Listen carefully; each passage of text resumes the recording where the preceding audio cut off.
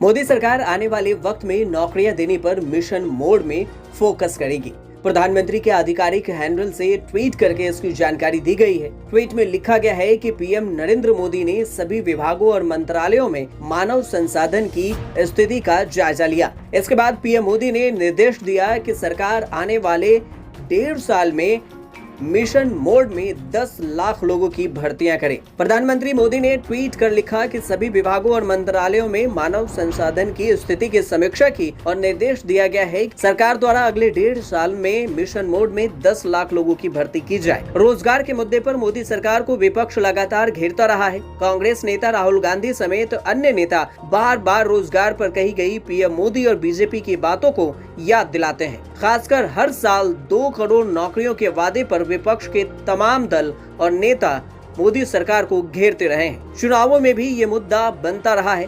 PM Modi द्वारा tweet करने के बाद भी कांग्रेस ने इस पर सवाल उठाए। कांग्रेस के प्रवक्ता रणदीप सिंह सुरजेवाला ने कहा कि इसे कहते हैं 900 चूहे खाकर बिल्ली हज को चली। बीते 50 साल के हिसाब से बेरोजगारी दर सबसे ज्यादा बढ़ गई है। ₹75 की अपनी सबसे कम कीमत पर है। पीएम ट्विटर खेलकर कब तक इन बातों से ध्यान हटाएंगे। हैं 900 चूहे खाकर बिल्ली हज को चली।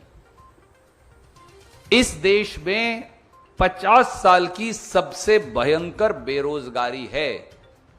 75 साल में सबसे निचले पायदान पर रुपया गिरकर अब 78 रुपया 28 पैसे टू $1 हो गया है।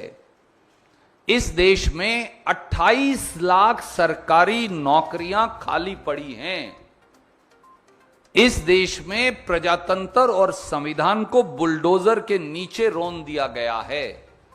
अब ट्विटर खेलकर प्रधानमंत्री कितनी देर तक हम सबको भटकाएंगे। युवा हल्ला बोल के राष्ट्रीय अध्यक्ष अनुपम ने पीएम मोदी के ट्वीट को रीट्वीट करते हुए लिखा कि इसी तरह 2019 से पहले आपने कहा था कि 2 साल में रेलवे के जरिए 4 लाख नौकरी देंगे, लेकिन पदों में ही कटौती कर दी। इसी तरह आपने 2014 से पहले सालाना 2 करोड़ रोजगार का वादा किया था, लेकिन हुआ ठीक उल्टा। भारत के युवाओं के साथ यह छलावा बंद करिए। देश के भविष्य से खिलवाड़ बंद करिए। बढ़ती बेरोजगारी और आर्थिक मंदी से जूझ रही अर्थव्यवस्था को सरकार रोजगार सृजन के जरिए सरकार का ये बड़ा बूस्टर डोज माना जा रहा है। अगर सरकार इस वादे को पूरा कर पाती है तो यह 2024 के चुनाव में सरकार का बड़ा मास्टर स्ट्रोक होगा। अगले 1.5 वर्षों में यानी 2023 के आखिरी तक अगर सरकार 10 लाख लोगों को अपने स्तर पर नौकरी दे देती है तो देश में रोजगार की स्थिति में हर स्तर पर सकारात्मक बदलाव आएगा। लिहाजा इसका असर इसके कुछ महीनों बाद 2024 में होने वाले लोकसभा चुनाव पर भी